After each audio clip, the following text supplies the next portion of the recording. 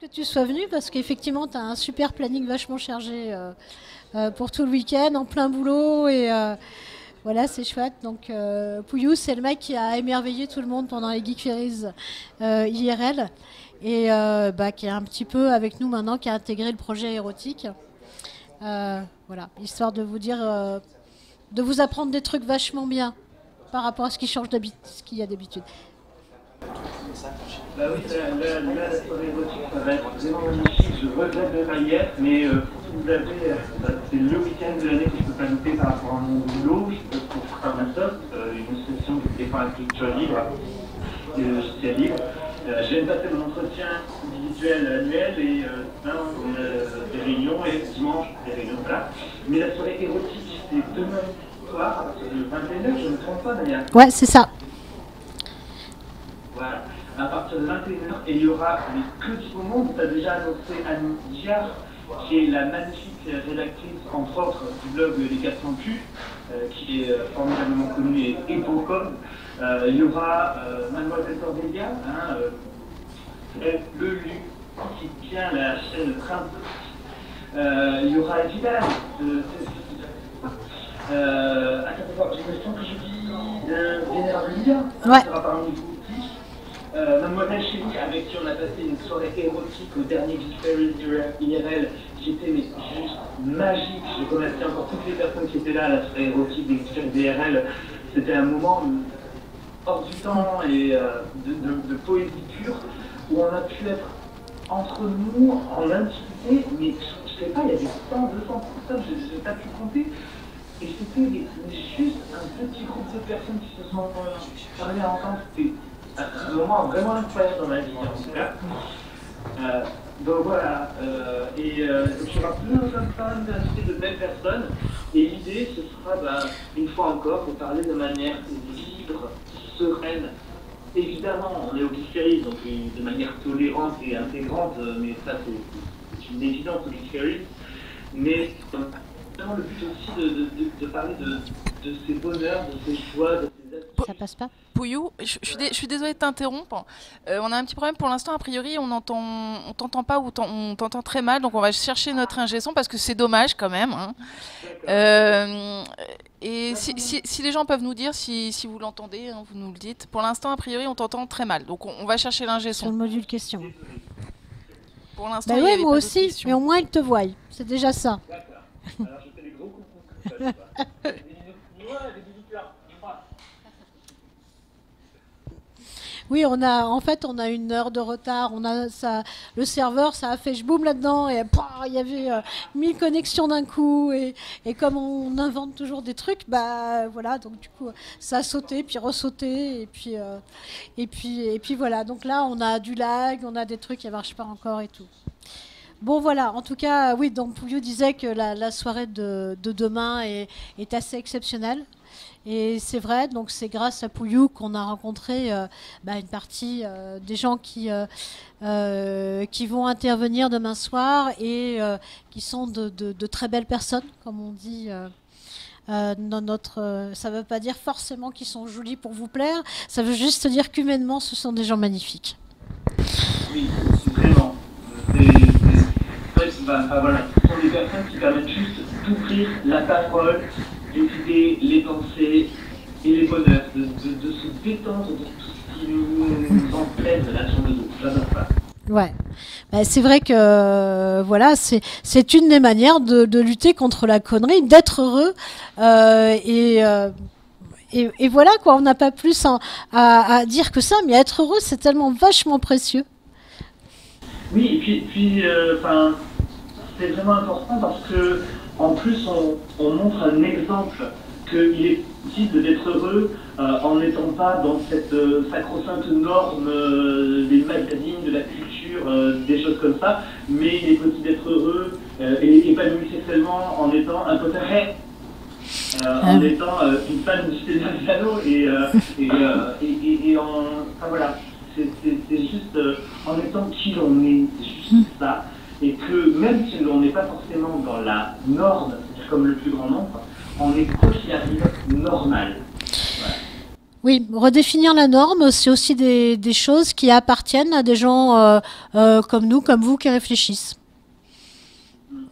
Et aussi. Donc, l'ancienne norme qui quand même accuse ces quelques siècles déjà, on aime bien un peu lui tordre le cou parce que les contraintes sont tellement fortes dans ces normes victoriennes, je dirais, que on s'y sent mal, on en devient malheureux, alors qu'il n'y a aucune raison de l'être. Voilà.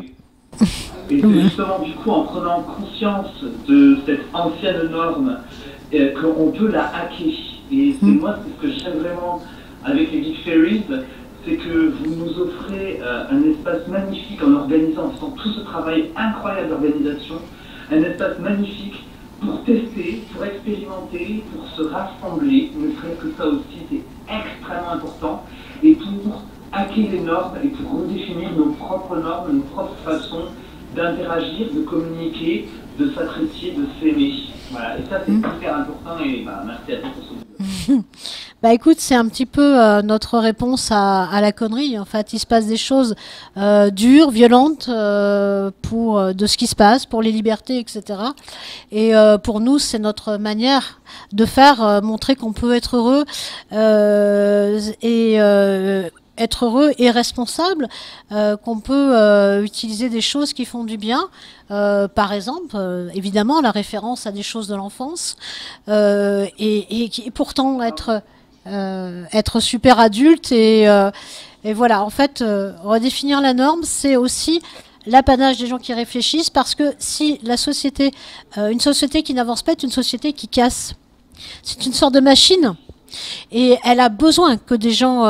C'est pas parce que le gros de la population, le cœur de gens qui font que la machine, qui sont le carburant de cette machine d'une certaine mesure. Bon, c'est péjoratif, mais il n'empêche qu'il y a besoin de dire hop, on va modifier. Il faut des gens qui entretiennent cette machine. Donc voilà, c'est non seulement il y a des choses qui sont pas dans la norme parce qu'elles ne le sont pas encore et parce qu'il n'y a pas forcément encore eu la possibilité pour la société puisse avancer par rapport à ça. Mais on est dans des aberrations. Mais justement, c'est pour ça qu'il est extrêmement important de proposer, d'essayer, d'expérimenter. Et pour expérimenter, de revenir aussi chacun et chacune à sa propre expérience. Voilà. Et sa propre expérience permet de sortir de la norme parce que mes goûts personnels sont forcément uniques, sont forcément sincères et magnifiques. Et donc, de revenir à cette sincérité, à cette honnêteté envers soi, ça permet de revenir aussi dans l'honnêteté envers l'autre. Ouais. Et du coup, d'éclater la norme, puisque la norme n'a plus de raison d'être quand je célèbre en fait juste ce que je suis, et en célébrant ce que je suis, j'apprends très très vite à célébrer ce qu'est l'autre, quoi, tout simplement. Et voilà, et montrer que l'on est heureux comme ça, ça donne de beaux exemples, ça fait des films, je crois. Ouais, c'est très très très beau ce que tu as dit là. Mais c'est vrai, en fait on peut faire du bien aux autres que quand on est heureux soi-même, je pense. Il faut transmettre ce qui est bien, et en matière de sexualité, je pense aux gens qui arrêtent par exemple leur sexualité très tôt par dépit, non pas par manque d'envie, mais parce que tout est tellement stéréotypé que ça arrête. Quand on utilise les normes prévues, une relation de couple n'est quasiment plus possible. Si on est très conforme à la norme, ne serait-ce que par exemple dès qu'un couple a des enfants, oh là là, des fois que l'enfant devine que ses parents ont baisé un jour, c'est la catastrophe. Mais c'est vrai. C'est des choses auxquelles, en plus, on pense assez peu dans nos milieux. Sexualité des parents, des personnes en âge d'être parents, voire même des personnes du 2e, du 3e âge, etc. Voilà, ce sont des sexualités actives, bien heureuses, et en tout cas, moi, j'espère que ce le sont parce que j'y arrive. Tu vois, genre, j'ai 34 balais. Donc, pour certains ou certaines, ça peut paraître vieux, 34 balais, mais vous inquiétez pas, vous y arrivez vous aussi. Et puis moi, j'arrive à d'autres âges. Et j'espère que je serai heureux et épanoui dans d'autres âges. En tout cas, moi, ce que la vie m'a appris, c'est que plus j'essaye de correspondre à ce qui se vit en moi de beau, plus j'essaie d'aller vers ce qui se vit en moi sans trop le maîtriser, mais juste en le vivant. Et plus je vis dans le bonheur. J'ai vraiment vécu une adolescence déprimée, dépressive et violente, et dure. Et depuis cette adolescence, qui est un âge assez noir, plus j'ai pris de l'âge, et mieux c'est d'aller dans ma vie. Et donc moi vraiment, avancer dans la vie, c'est toujours de mieux en mieux pour l'instant, donc je suis vraiment ravi d'avoir cette chance-là. Et je pense que le fait justement de chercher à plus l'accomplissement que ce que nous imposeraient certaines normes de réussite, de conquête, d'accumulation de biens, de richesses, d'accumulation de conquête sexuelle aussi, bah, en fait, voilà, je cherche plutôt à m'épanouir moi-même. Je pense que c'est des choses qui nourrissent plus la personne et la vie. Je crois qu'il y a plein de gens qui reviennent de loin. Que ce soit un problème de santé ou que ce soit un problème avec soi-même, en fait, un problème mental. Je pense qu'il y a des gens qui disent non mais oh et puis merde, j'ai failli crever, ça suffit. Je vais pas non plus. Il y en a plein. Enfin bon, c'est mon cas. Et je suis sortie de l'hôpital, je dis non mais ça va pas la tête, non. Je vais alors le temps qui me reste, en plus je sais plus pas combien il me reste parce qu'on m'a dit tellement de conneries que j'en sais rien. Et donc il faut que je fasse ceci, cela, que je corresponde à un cahier des charges. Et j'ai dit fuck. Et non seulement je vais pas correspondre au cahier des charges, mais maintenant je vais faire rien que ce qui me fait envie. Tu sais, c'est aussi ce qui m'est arrivé. Bon, moi, c'était pas par rapport à une grande maladie, et encore, on pourrait dire que par rapport à une maladie, c'était plus par rapport au suicide. Hein. J'en ai déjà parlé, notamment dans ma première pièce de théâtre.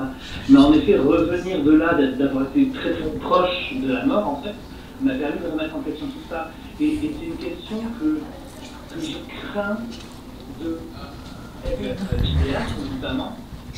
Il y a des personnes qui sont que j'aime énormément, mais que je vois comme des espèces de cliniques de travail qui sont dans une espèce de recherche effrénée de reconnaissance et en fait, du public principalement, d'une reconnaissance qui doit aussi passer par le but d'abonner d'argent. Et toutes ces personnes-là, moi, chaque fois, je crains qu'elles me claquent dans les doigts d'une crise cardiaque, que je vois tant de filières. Ouais. À tout ça, j'ai vraiment peur qu'elle nous claque une crise cardiaque et j'espère que ces personnes-là se rendront compte que c'est peut-être pas tant ça qui nourrit que une espèce de connexion, une espèce de connexion avec soi-même, avec ce vers quoi ça tend vraiment là à l'intérieur dans les tripes et ce vers quoi ça tend vraiment avec les autres. Voilà. Après, c'est ma vision à moi, je veux pas l'imposer. Hein, mais... Oui, mais on la partage. Non, mais c'est vrai, c'est pareil sur les vidéos. Je sais pas si vous savez, je pense que oui. En fait, sur une vidéo, on peut absolument tout acheter. Il suffit d'aller sur eBay, même maintenant sur Facebook, c'est officiel. Si tu veux du like, si tu veux des abonnés, si tu veux machin, il n'y a pas de problème. Si tu veux des commentaires, tu peux acheter ça, ça vaut pas cher du tout. Oui, et tu as des gens à l'autre bout du monde qui te le font pour 20 €, 40 €. Donc à la limite, tu sais, des fois, on s'est dit... Après, on s'est dit, les gens nous en voudraient, mais de monter un truc complètement, de faire une cagnotte, de monter un youtubeur ou une youtubeuse, et puis on dit, ouais, il y a 3 millions d'abonnés, c'est trop bien, ça monte. Puis après, dire, bon bah voilà, c'était un fake. Voilà combien ça nous a coûté, voilà machin, ouais, c'est ça, oui, etc. C'est pas mal. Ah ouais, non mais c'est drôle.